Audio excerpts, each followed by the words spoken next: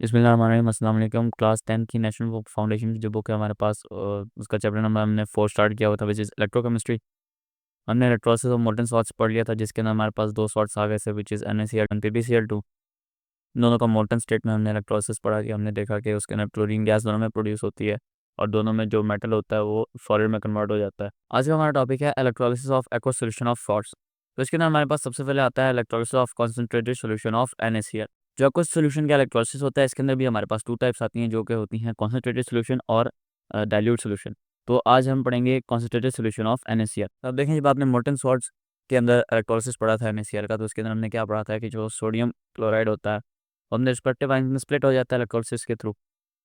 यहाँ पे हमारे पास क्या होता है कि क्योंकि आपने NaCl के अंदर वाटर ऐड किया हुआ है, तो सिर्फ NaCl का इलेक्ट्रोलिसिस नहीं होगा, सिर्फ NaCl अपने रिस्पेक्टिव आयंस में ब्रेक नहीं करेगा, वाटर भी उसके साथ अपने रिस्पेक्टिव आयंस में स्प्लिट हो जाएगा। उसकी वजह से इसके जो केमिकल रिएक्शंस हैं वो फ़र्क होंगे। अब देखें कैसे। सबसे पहले तो ये बात ज़हन में रख लें कि जो कॉन्सेंट्रेटेड सॉल्यूशन ऑफ NaCl होता है, इसको आप ब्राइन सॉल्यूशन भी कहते हैं।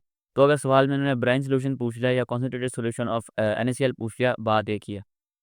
तो उसके बाद कंस्ट्रक्शन आ जाती है हमारे पास। तो सबसे पहले कंस्ट्रक्शन के अंदर एनोड और कैथोड आप बता देंगे, वो दोनों ही इनर्ट या सपोर्टिंग इलेक्ट्रोड होंगे। अब इसके अंदर आप प्लेटिनम या ग्रेफाइट दोनों में से कोई भी इस्तेमाल कर सकते हैं। आप दोनों प्लेटिनम भी बना सकते हैं, दोनों ग्रेफाइट भी बना सकते हैं, या एक प्लेटिनम और एक ग्रेफाइट भी बना सकते हैं।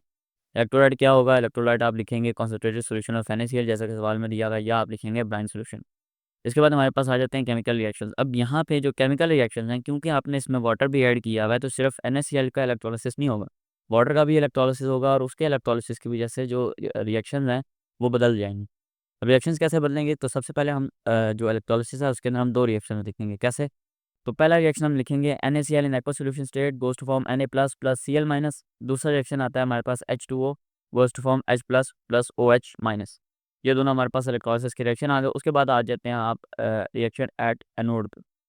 तो देखें, हमारे पास 2 तरह के एनाइन हैं, एक OH का एनाइन है हमारे पास, और एक हमारे पास क्लोरीन का है।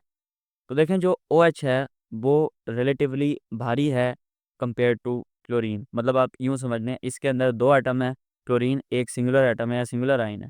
जो हमारे पास OH का आयन है, इसके अंदर 2 एटम है, तो ये ऑब्वियसली भारी होगा। तो ये इतना जल्दी ट्रैवल नहीं कर पाएगा। तो सबसे पहले हमारे पास एनोड पे ट्रैवल करेंगे, वो होंगे क्लोरीन के एनाइंस।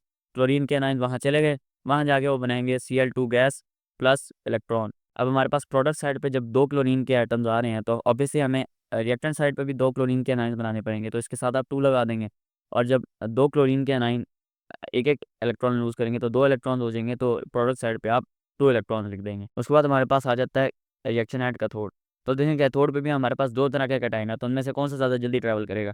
जो हल्का है ऑब्वियसली। हमारे पास हाइड्रोजन का जो कैटायन है वो ऑब्वियसली हल्का होता है एज़ कम्पेयर टू सोडियम के कैटायन से, क्योंकि सोडियम मेटल है, और जो हमारे पास हाइड्रोजन है वो तो सिर्फ एक प्रोटॉन की हालत में है, तो वो जल्दी ट्रैवल कर जाएगा और वो पहले कैथोड पे को पहुंच जाएगा और उसकी रिडक्शन हो जाएगी। रिडक्शन कैसे होगी कि H plus plus electron goes to form H2 gas. अब H2 गैस है, हमारे पास 2 एटम्स हैं प्रोडक्ट साइड पे, तो हम क्या करेंगे, रिएक्टेंट साइड पे भी 2 हाइड्रोजन लगा लेंगे। अब 2 हाइड्रोजन आ गए हमारे पास, 2 हाइड्रोजन के कैटायंस, और उसके साथ हम 2-2 इलेक्ट्रॉन प्लस करेंगे, एक-एक इलेक्ट्रॉन दोनों के साथ प्लस करेंगे, तो 2 इलेक्ट्रॉन हमें प्लस करने पड़ेंगे, तो इलेक्ट्रॉन्स के साथ भी 2 आ जाएगा।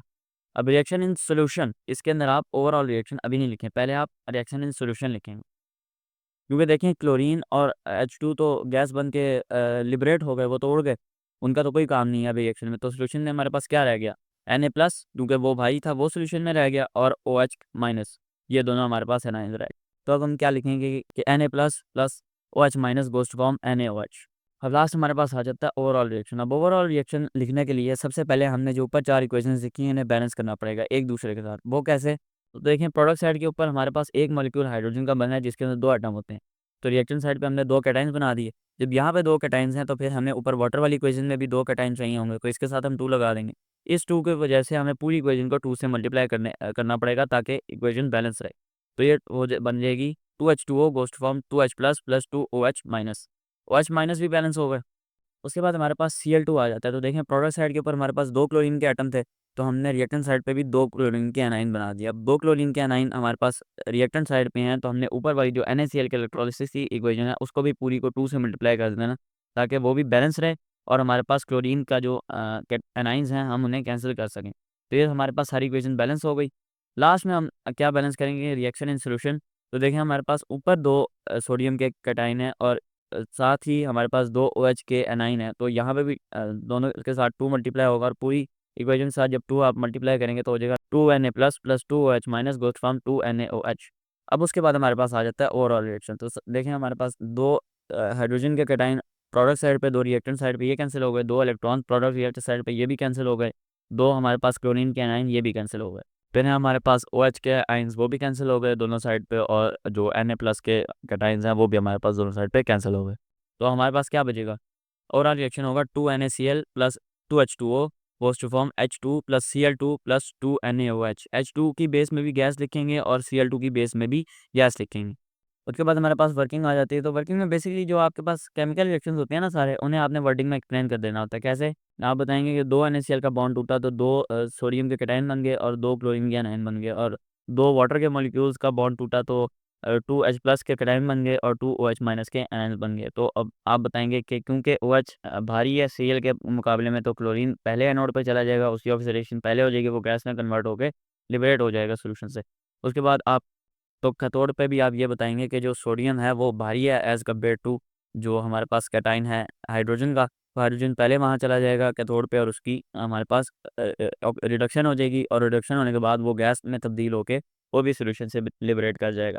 और उसके बाद हमारे पास जो हैवियर कैटाइन और एनाइंस थे, यानी कि सोडियम और OH माइनस के, ये दोनों आपस में रिएक्ट करेंगे और बना लेंगे NaOH, जो कि होता है एक बेसिक कंपाउंड। तो एंड में आप लिख देंगे कि 2 moles of NaCl plus 2 moles of H2O goes to form 1 mole of hydrogen gas, 1 mole of chlorine gas and 2 moles of NaOH।